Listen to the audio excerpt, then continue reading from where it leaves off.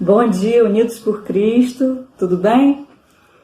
Hoje mais um dia, estudando a Palavra de Deus, e hoje a gente vai continuar no livro de Atos. A aula passada vocês viram com a tia Hilda a primeira viagem de Paulo, a conversão de Saulo para Paulo, e o livro de Atos tem muita coisa. A gente tem a ascensão de Jesus logo no início, a descida do Espírito Santo, que foi o Consolador prometido para nós. Então é um livro bastante importante. Mas eu me lembrei que a gente não tem cantado a nossa musiquinha para poder memorizar os livros. Vamos cantar juntos? Mateus, Marcos, Lucas, João, Atos, Romanos, Coríntios, Gálatas, Efésios, Filipenses, Colossenses, Tessalonicenses, Timóteo, Tito, Filemão, Hebreus, Tiago, Pedro, João, Judas e Apocalipse de João.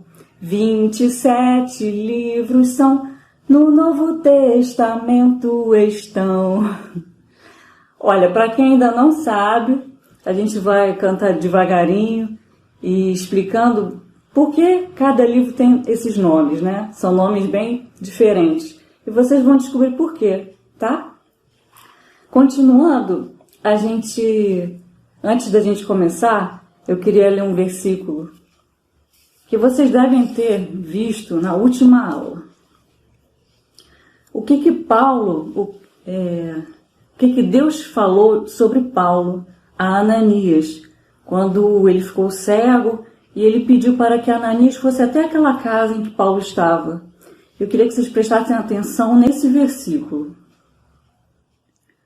Mas o Senhor lhe disse para Ananias: vai, porque este é para mim um instrumento escolhido para levar o meu nome perante os gentios, quer dizer, os não-judeus, e reis, e bem como perante os filhos de Israel. Pois eu lhe mostrarei o quanto lhe importa sofrer pelo meu nome. E Paulo vai falar isso, que é uma honra para ele levar o Evangelho de Cristo. E para a gente falar um pouquinho sobre a nossa aula de hoje, quando a gente vai pensar em viajar, o que é a primeira coisa que passa pela cabeça da gente? Além de comprar passagem, além de ver hotel, a gente pensa na roupa, né? Por exemplo, se a gente vai para um lugar frio, eu já vou preparando a roupa que eu tenho que levar. Eu tenho que levar um gorro. Eu tenho que levar um cachecol, senão eu vou morrer de frio. Eu sei que é um lugar que faz frio. Eu vou deixar a minha mala pronta. Eu vou levar a minha Bíblia, né? E antes de viajar, a gente também ora para pedir a bênção de Deus e o cuidado de Deus. Vamos orar? Senhor, nosso Deus e Pai, nós te agradecemos por tudo, Senhor, por essa oportunidade, Senhor, de estar estudando a Tua Palavra. Que Tu possas, Senhor, abençoar a cada aluno da Unidos por Cristo, suas famílias, Senhor, e que hoje essa lição possa encher de alegria, Senhor, o coração de cada um deles, Pai, bem como o nosso amor por Ti, Senhor, cresça cada dia mais e mais, Senhor, no coração de cada aluno da Unidos por Cristo, Senhor. No nome de Jesus, Teu Filho. Amém. Vamos começar, então. A aula de hoje é a segunda viagem missionária, em que Paulo e Silas farão. E eu coloquei esse mapa um pouco mais atual para que vocês possam reconhecer quais são esses lugares, que trajetos que eles passaram, para vocês terem uma ideia. Aqui a gente tem a Turquia, toda essa região aqui. A gente tem a Grécia, Todo esse mar aqui é o mar Mediterrâneo. A gente tem 2 ilhas aqui, tem Chipre, aqui tem Creta. Essas ilhas não mudaram de nome, não. A gente tem a Síria, o Líbano e Israel um pouco mais para baixo, onde está Jerusalém. Tá bom? E na nossa viagem, a gente observa já como eles faziam, né? Com esses barcos. Eram barcos grandes, mas não tinham o conforto das viagens que nós fazemos. Quando a gente vai de ônibus, quando a gente vai de avião, até quando a gente vai no carro com a nossa família, né? É muito mais confortável do que uma viagem de barco. Uma viagem de barco sacode, balança, tem a questão do vento, as intempéries, muita chuva. Então, são viagens, assim, a gente pode dizer que eles passaram por muitas aventuras e por alguns maus bocados também nessas viagens. E aqui a gente tem o mapa daquela época, para que a gente possa entender. Aqui a gente tem a Antioquia, foi o ponto de partida de Paulo e Silas. Eles passaram pela cidade de Tarso, que é a cidade natal de Paulo. Ele nasceu aqui. Logo em seguida foram para a cidade de Derbe e a cidade de Listra. Essa cidade é interessante, porque lá eles vão conhecer um jovem que tinha uma mãe judia crente e um pai grego. E ele era vocês até conhecem ele já, é o Timóteo. E o Timóteo vai seguir viagem com eles. Ele é um jovem que conhece a palavra de Deus, conhece as escrituras e vai ser muito útil nessas viagens missionárias. Não sei se vocês lembram, mas na primeira viagem de Paulo, Paulo quase morreu apedrejado aqui nessa cidade de Listra. E olha, quer saber? Eu acho que ele não tinha medo, porque ele voltou para essa região. Em seguida, eles seguem para Icônio, de Icônio para Antioquia e para a cidade de Troade. Em Troade, Deus, através do seu Espírito Santo, manda uma visão para Paulo. Ele vê um homem macedônio que diz assim: ajuda-nos, passa até a Macedônia. A Macedônia era essa região aqui, que hoje é a Grécia. Então eles não piscaram, eles foram para onde Deus estava mandando eles irem, para a região da Macedônia. Em seguida, eles vão para a cidade de Filipos. Aqui a cidade de Filipos. E nessa cidade de Filipos, muitas coisas vão acontecer. Existe a conversão de uma jovem que é vendedora de púrpura. Ela era natural de uma cidade chamada Tiatira. E lá na cidade de Tiatira, era comum a venda de um pigmento para tingir tecidos. E os tecidos de púrpura, né, que eram os tecidos do vermelho, do roxo, todos esses tecidos só eram usados pelos nobres, porque era um tingimento muito caro. Então só os nobres podiam usar tecidos vermelhos e roxos. E ela era uma jovem que tinha recursos.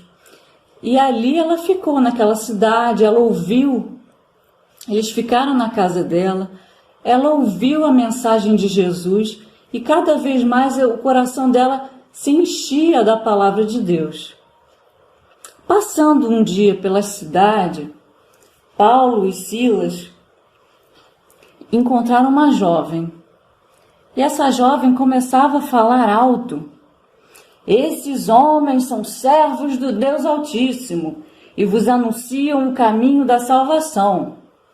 Esses homens são servos do Deus Altíssimo e nos anunciam o caminho da salvação. E isso, gente, foi por dias e dias e dias. Essa jovem, ela sofria porque ela tinha um espírito maligno de adivinhação. E por dias ela falava e falava a mesma frase. E Paulo já estava muito angustiado com aquilo. E ele aproxima-se dela e fala: retira-te dela em nome de Jesus. E ali ela foi liberta daquele espírito que fazia mal a ela. Só que o que aconteceu? Ela tinha uns senhores que lucravam com ela. Os senhores dela lucravam dinheiro. Quando eles descobriram que ela perdeu o dom da adivinhação, o que aconteceu? Correram atrás de Paulo e de Silas, arrastaram eles para o meio da cidade, aí veio as autoridades, eles foram parar na prisão.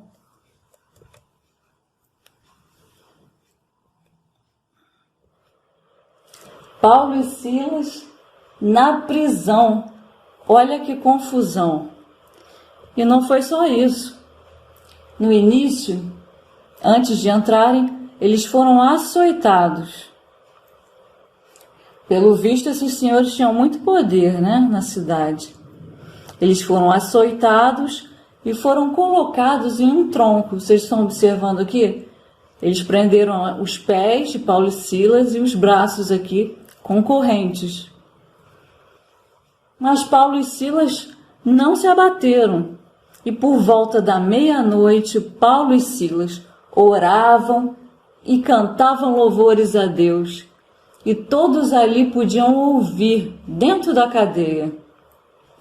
Mas de repente, não mais que de repente, tudo balançou, tudo sacudiu, parecia que tudo ia despencar. Foi uma confusão, um terremoto de repente. E um terremoto dentro da cadeia. Só dentro da cadeia, gente. Quando o carcereiro acordou no susto, ele ficou desesperado.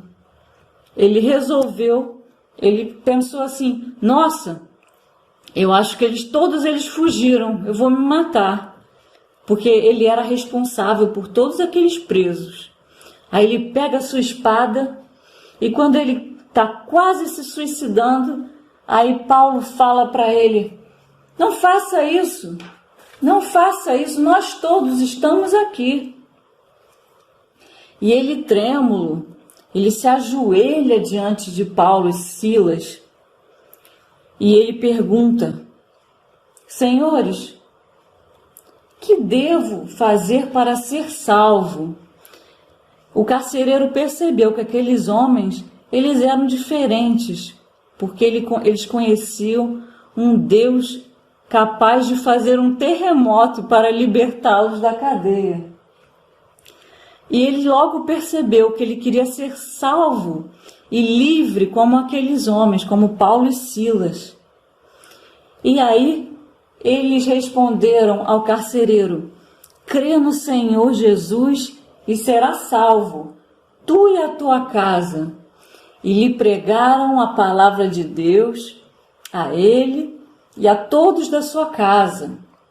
Naquele mesmo dia, naquela mesma hora da noite, cuidando deles, lavou-lhe os vergões dos açoites. O que é isso? As feridas que eles foram... ficaram machucados, né? Todas aquelas feridas, limpou, lavou, levou-os para a sua casa e em seguida o carcereiro foi batizado junto com toda a sua família. Toda a sua família se alegrou em conhecer o Senhor Jesus.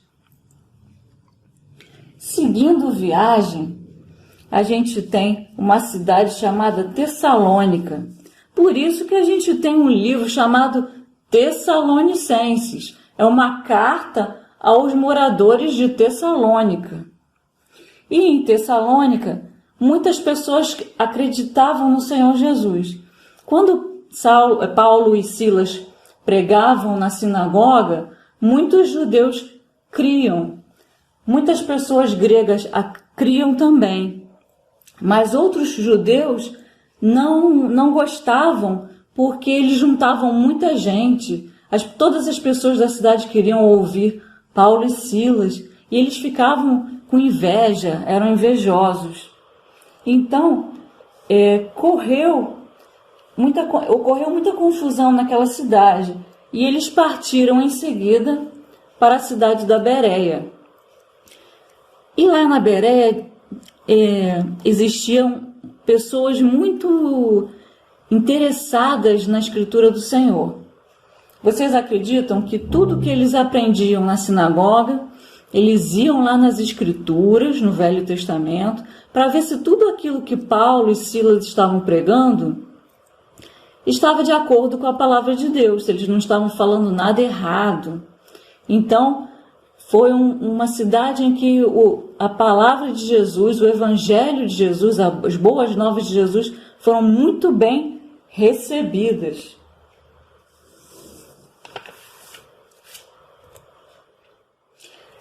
Aqui vocês estão vendo uma nova cidade, e essa cidade é bem famosa. Atenas. Vocês estão vendo aí um grande templo. Esse grande templo hoje são ruínas, mas ele já foi um templo muito grande. Toda essa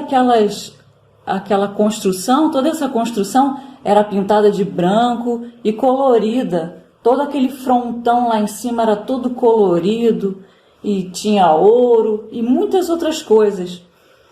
Era a capital. Todo mundo queria conhecer Atenas por suas arquiteturas e por tudo mais. E dentro desse templo existia uma deusa.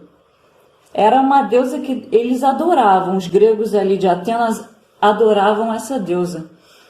E olha só, olha o tamaninho de um ser humano perto dessa estátua. Era uma estátua feita em ouro, prata. Era muito grande essa estátua, não é? Essa é uma réplica, tá, gente? Essa estátua não existe mais. É uma réplica que está nos Estados Unidos.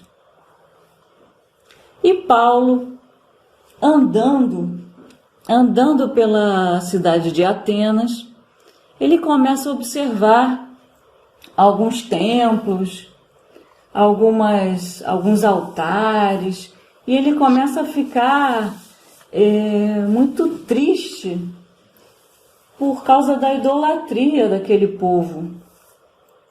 Eles tinham muitos deuses, e se bobeasse tinha um deus para cada dia. Quantos dias a gente tem num ano?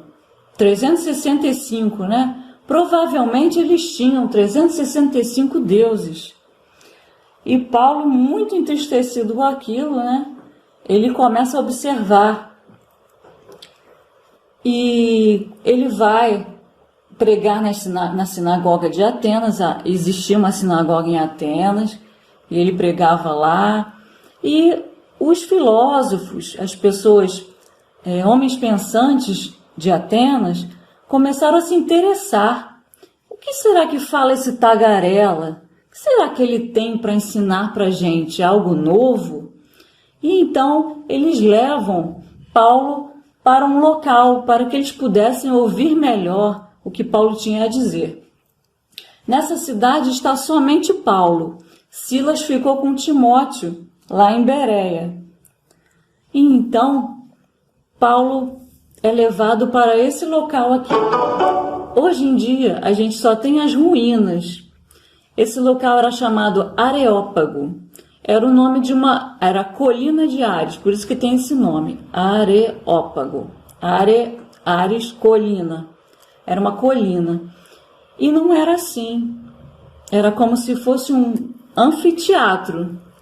Vocês estão vendo? As pessoas sentavam aqui e alguém se levantava e falava aqui no meio. E então Paulo é convidado por eles, pelos atenienses, para falar dessa nova doutrina, porque estava fazendo sucesso na cidade. E então Paulo se levanta, se coloca aqui no meio do Areópago e começa a falar. Senhores atenienses, vejo os senhores muito religiosos, pois passando por toda a cidade, eu vi muitos templos, eu vi objetos de culto, mas encontrei um altar curioso, que estava escrito: ao Deus desconhecido. Pois este Deus, a quem vocês adoram, sem conhecer, é este que eu vos anuncio. O Deus que criou os céus e a terra e tudo que nela existe. E que por causa dele é que respiramos e vivemos. E que não habita em templos construídos por homens. E que não é também divindade de ouro e de prata feito por mãos humanas. Mas é Deus amoroso, que não leva em conta o tempo que a gente não conhecia Ele. Mas Ele chama a gente para a gente se arrepender. E que através do seu Filho, Jesus, destinou para a salvação de todos. E que o fez ressuscitar dentre os mortos.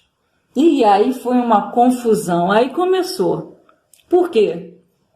Uns zombaram, outros riram, porque eles não acreditavam. Os atenienses, os gregos, não acreditavam em ressurreição ou vida eterna. Era uma cultura totalmente diferente. Mas não ficou por aí. Eles falaram assim: sobre isso a gente vai ouvir outro dia. Mas muitas pessoas que queriam saber mais foram atrás de Paulo. E dentre elas foi um homem chamado Dionísio, que era o homem que cuidava do Areópago, e Dâmaris. E outras pessoas também foram atrás de Paulo, foram seguindo Paulo na saída. Fala um pouco mais, que a gente quer saber sobre Jesus. A gente quer saber dessa salvação que Jesus dá. Saindo de Atenas, ele parte para Corinto.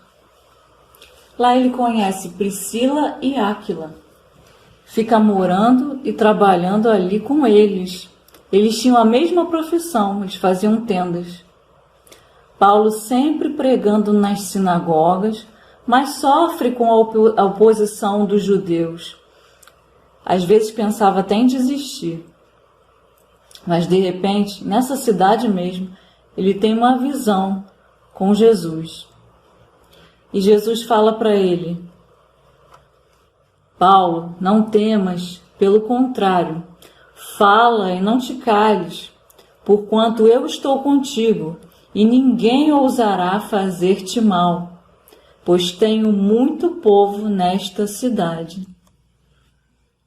E ali ele fica, em Corinto, por 1 ano e 6 meses, bastante tempo. Despede-se dos irmãos e parte com Priscila e Áquila para Éfeso. E de Éfeso para Cesareia e para Jerusalém. Ele sai aqui de Éfeso, percorre esse caminho, Cesareia vai para Jerusalém e volta para Antioquia. Aqui é o ponto final da segunda viagem missionária.